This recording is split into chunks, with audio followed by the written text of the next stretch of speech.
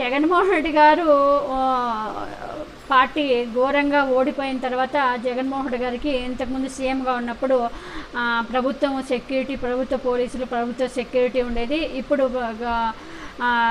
చంద్రబాబు నాయుడు సీఎంగా సీఎం చంద్రబాబు నాయుడు సీఎంగా అయిన తర్వాత జగన్మోహన్ రెడ్డి గారికి 11 సీట్లు వచ్చిన తర్వాత ప్రతిపక్ష హోదా కూడా లేదు కాబట్టి ఇప్పుడు చంద్రబాబు నాయుడు పోలీసు భద్రతా సిబ్బందిని కూడా తగ్గించినట్లు తెలుస్తుంది. జగన్మోహన్ రెడ్డి గారికి భద్రతా సిబ్బంది ఇప్పుడు ప్రభుత్వం నుంచి భద్రతా సిబ్బంది లేరు కాబట్టి జగన్మోహన్ రెడ్డి గారు తెలుసు. ఇప్పుడు అంతేకాకుండా తాడేపల్లి హౌస్ దగ్గర నుంచి కూడా జగన్మోహన్ రెడ్డి గారు ఇంతకుముందు సీఎంగా ఉన్నప్పుడు ఆ రోడ్లో చాలా సెక్యూరిటీ ఉండేది. అంతేకాకుండా అక్కడ చాలామంది అక్కడి నుంచి వెళ్ళడానికి కూడా చెకింగ్ బోర్డులు ఉండేది. ఇప్పుడు ఆ చెకింగ్లన్నీ తీసేపించాడు చంద్రబాబు నాయుడు. డైరెక్ట్ ఇప్పుడు సామాన్యులు ఎవరైనా అక్కడి నుంచి జగన్మోహన్ రెడ్డి గారి ఇంటి దగ్గర నుంచి పోవచ్చు.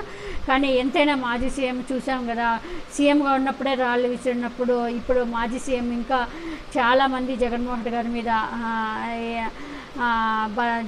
గారి మీద చాలామంది చూసాం. టీడీపీ పెద్దలు ఇంకా చచ్చిపోలేదు అన్న మాటలు కూడా చూసాము.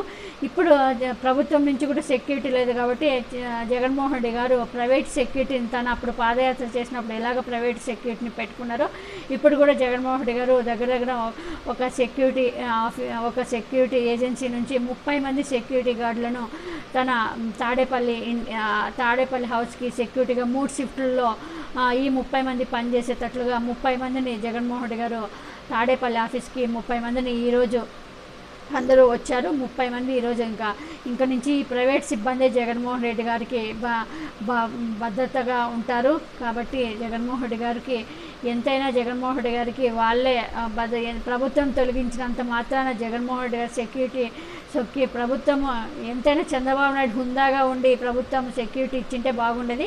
కానీ చంద్రబాబు నాయుడు నుంచి మనం అలాంటివి హుందాతనం అలాంటివి ఆశించడం కూడా వేస్టే. అలాంటివి చంద్రబాబు నాయుడు జీవితంలో కూడా రావు. కాబట్టి అందుకనే మాజీ సీఎం జగన్మోహన్ రెడ్డి గారు ఒక ఏజెన్సీ నుంచి 30 మంది సెక్యూరిటీని తన భద్రతా సిబ్బంది కోసం తన భద్రత కోసం 30 మంది సెక్యూరిటీని నియమించుకున్నారు.